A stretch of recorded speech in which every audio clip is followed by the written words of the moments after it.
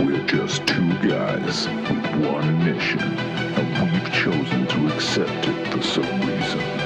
It's time to tell them what we mean, what we say.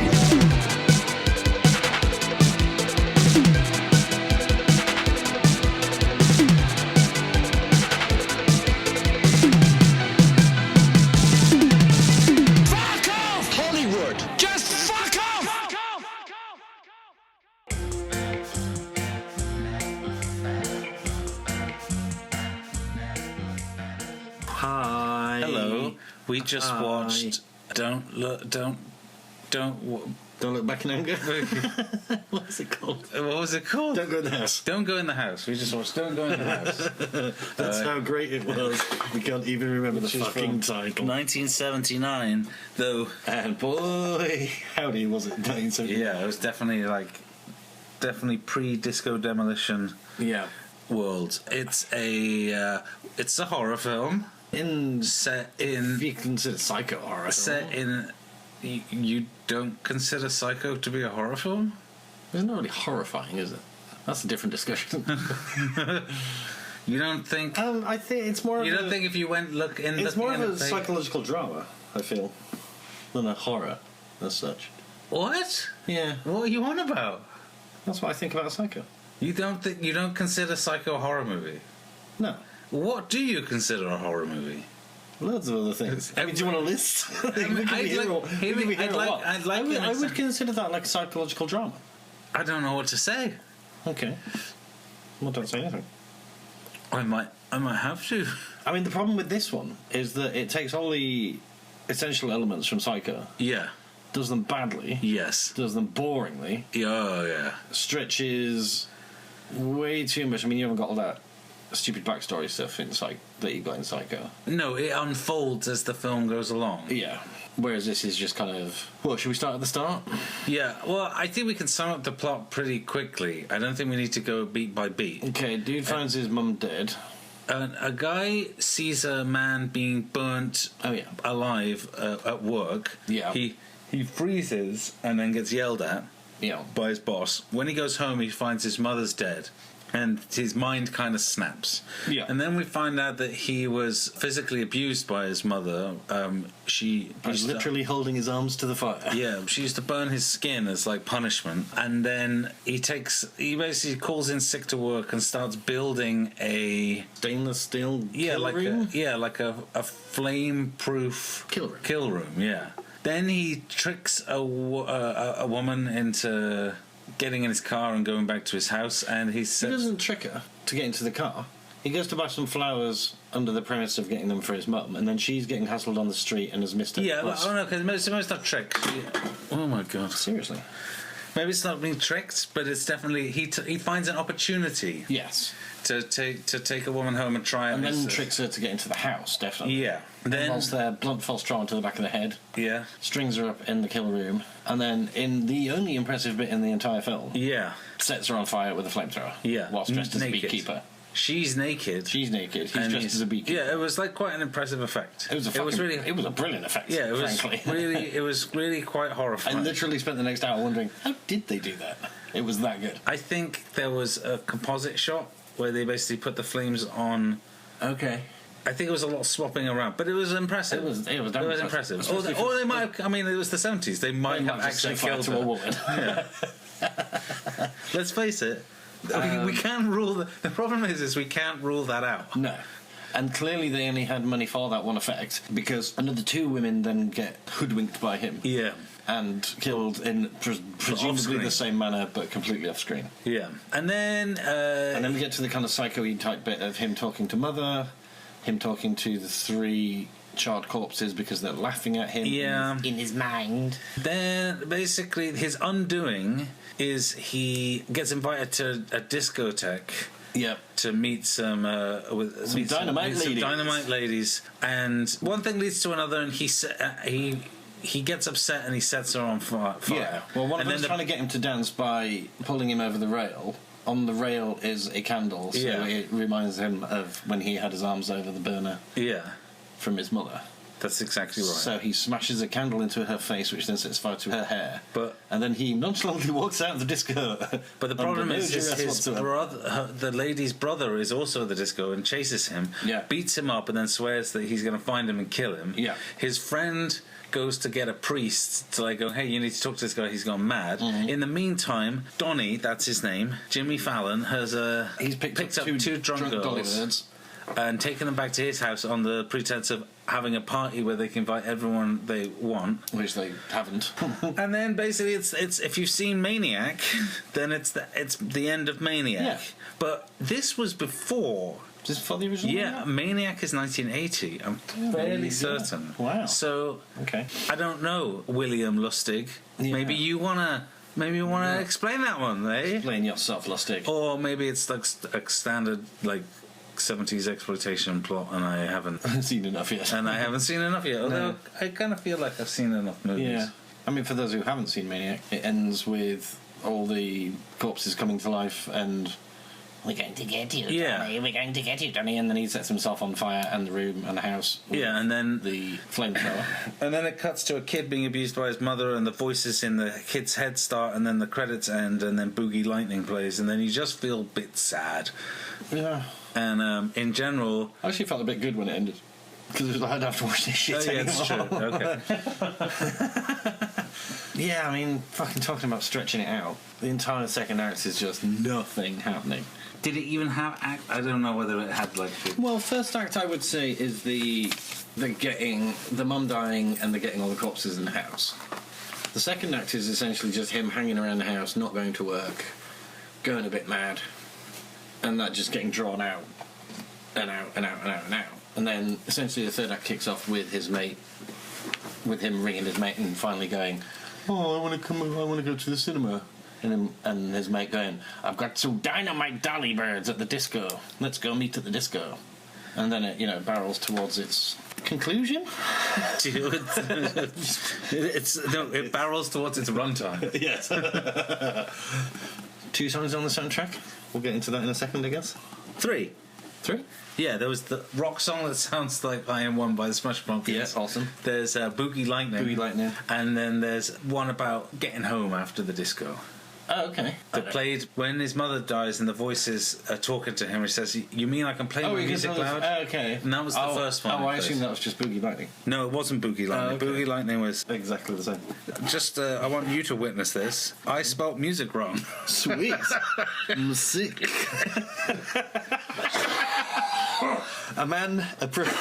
A professional musician has managed to spell the word music wrong. Yep.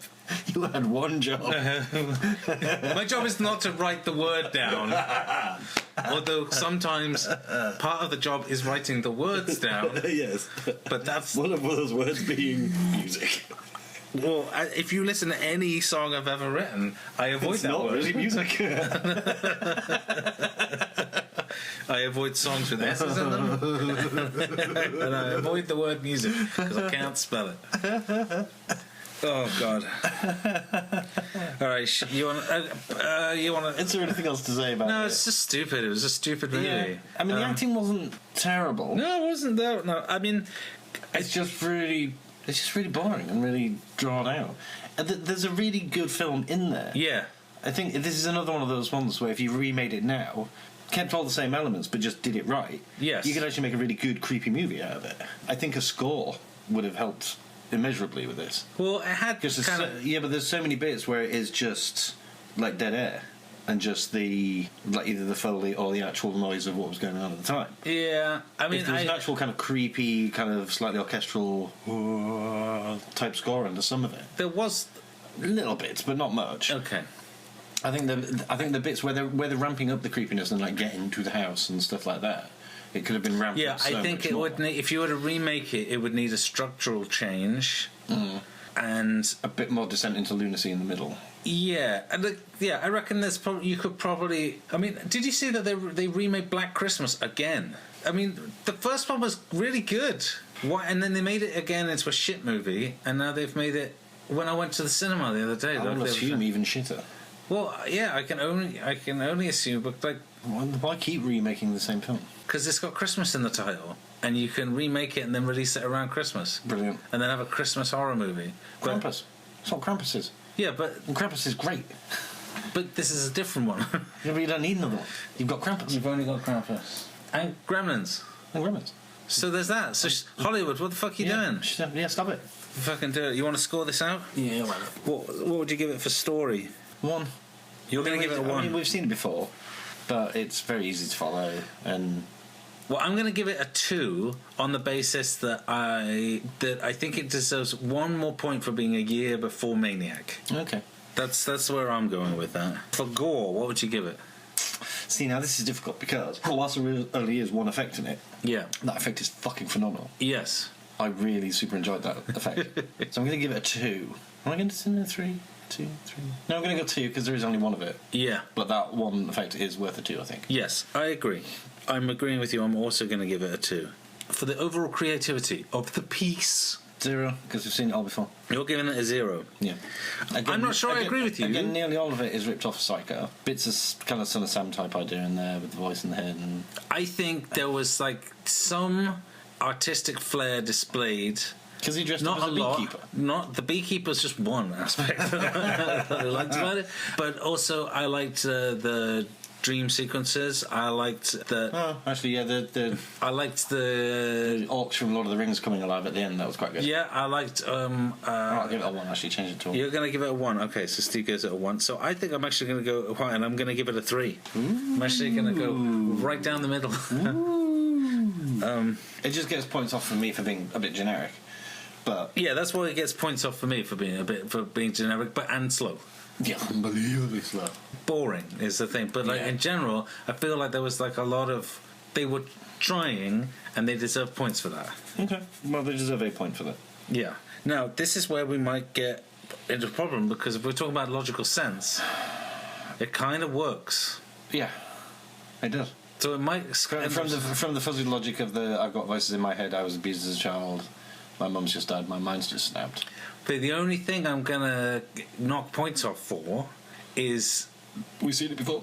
No, why does the kid at the end also hear the same voices? Yeah, that implies that there's some sort of supernatural element going on. Yeah, and if so, that's like a possession kind of thing.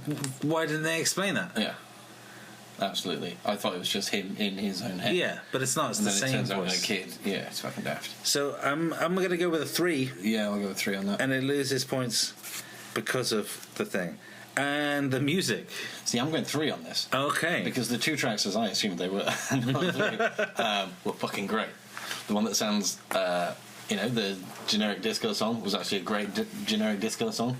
It's as good as all disco songs from that era. There were 2 generic disco songs, and they were both great. Yes. Well, they both sounded exactly the same to me, and they both sounded great. So I'll give you that, and I'm definitely giving an extra point for the I Am One American Woman fucking brilliant rifferama. All right, so you're going to go for a 3. I'm going for 3 on that. I was going to say 4 just because it's disco, aren't you? Fuck you. Fuck you. No, I'm actually going to go lower. Ooh. Because... You hate Corbin. Yes, because I hate bald people. I hate bald people who... But he wasn't bald when he did I Am One. Oh my god. Then I'm going to have to knock it back. Mind blown. Mind blown. Yeah, you're totally right. So, I can't... So, logic by my own logic, I can't hate Billy Corgan... Gish and Siamese Dream era because that's when he had hair. And you know how I feel about people with hair for some reason. Oh, you love them.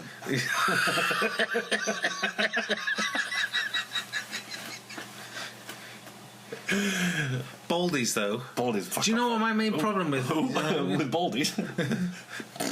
You're alienating a certain part of the audience here. I fear. I forgot my train of thought. I was on a roll. About to tell me why you hate baldies. Yeah, I was on a roll, but it's not funny now because now you've made me question whether people are actually going to take offence to it. Ah, fuck it. Anyway. So my problem with baldies, right, is James McAvoy.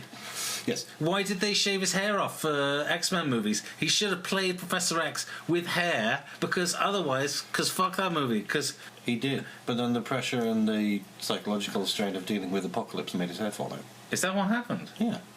With James McAvoy? Yeah. That's right at the end of X-Men Apocalypse, he's bald. Oh, I didn't see that. Another stultifyingly ill-informed view from Anton Myers. That's Cranton Cry-Off. Cranton Cry-Off. I forgot my train of thought because now all I could think... Right, score the music. Either score the music or say why you hate baldies. No, I don't hate baldies. I hate the X-Men movies. Oh yeah, that's fair enough. There's only been like 3 good ones. I hate Bryan Singer. And I hate a hairy. Oh God, Brett Ratner. Who? I don't know who that is. The Last Stand. I don't think I saw that one. X-Men 3. Oh, I didn't see that one. Oh, it had Vinnie Jones in it. Oh, the Juggernaut, bitch! The greatest line in X-Men history. Or worst. Yeah, I'd keep pride in it. Like little Juno girl.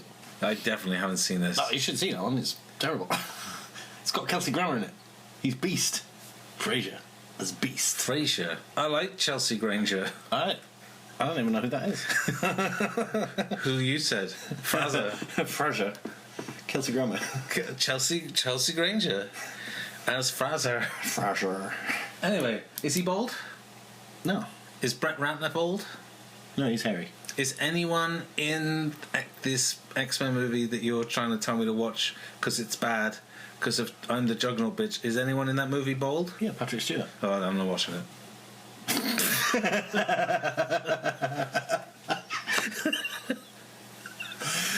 Well, that means you can't watch any X-Men films then, because yeah, that's right. Professor X is nearly always bald apart from First Class.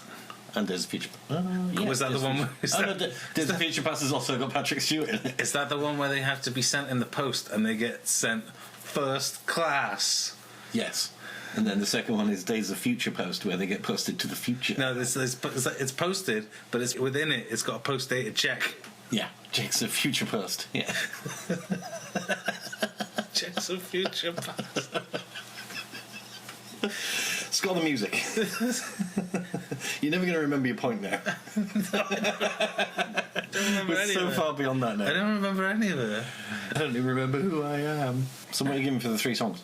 I'm really going to try and rein this in. Why? This is way better than the rest of the discussion. The rest of the podcasts we've done. My stupid rant about how I've taken a stance against bald people for some reason. But I did it today. Yeah. This is a new thing. This is a new thing. Like, I've never did it before. I never even thought about it before. But now I'm going to start an anti-baldies movement. But, oh my God, what if you're bald and you want to leave the European Union? Double cunt. But what if you've got hair and you want to leave the... I don't Single think... cunt. I just... What if you're bald and you want to remain? Oh my God, I can't... All right. I'm going to stick with a 2 because I thought the disco was just fine. I thought it was played in weird places. I thought some of the synthesizer tones were pretty cool, but in general I just found it kind of generic. Okay. All right, so... I guess I just love music better than you do.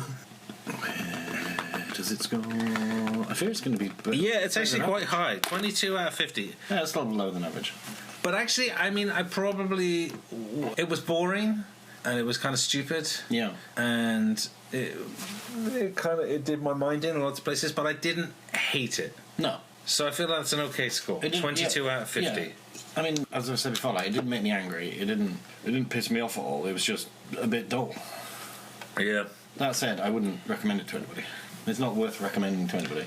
No, I think if you recommended it to somebody, they would look on you lesser. Yeah. It's like, don't recommend me any more films after watching that shit. So, unless you're a pervert, in which case I recommend the first 30 minutes. thought it was going a bit far. 15? When did they burn the naked woman? About 15 minutes in. Alright, so if you're a sick pervert who needs to be locked away in a psychiatric hospital, then I would recommend the first 15 minutes. But yeah, after that, it just goes off the rails and doesn't do anything. Yeah, and then it's just boring. Yeah. Which is weird, because it was a good intro. It was a good start. Yeah. Started strong. I mean, if they kept with that effect, even if they kept repeating essentially the same effect, but kept doing it throughout the movie and he kept killing, that would have made for a more interesting film. But because nothing happens, yeah, because it sets itself up as like this kind of like sick twisted kind of sleaze thing. Yeah, and that's what I thought it was going to be. Yeah. And then it just goes away. Yeah, it completely goes away. And then all you can feel is like going, I guess that, well... Okay, so if someone was to remake this, yes, who would you suggest to remake it? What, director? Yeah. Fincher? I thought the exact same thing. Yeah. I think... If you put that in a kind of 70 type, rainy, sleazy kind of... 70 Zodiac-y... Yeah, I think that would work really well. Yeah, so David Fincher, if you're listening, which we know you aren't, but if you are... Maybe you should. But you're probably not. Everybody tweet at David Fincher. Everybody tweet at David Fincher. Remake Don't Go in the House, because... it was shit and it could be good. Yeah, you've got time, no? You've got time to do that stuff? I imagine so. In between. And if he says, I'm sorry, I don't have time, ask him why. Yeah. Ask him why, and then if he gives you a reason, you say, well, you should make time. And then if he says, look, please get away from my house, you go, it's not your house, it's my house.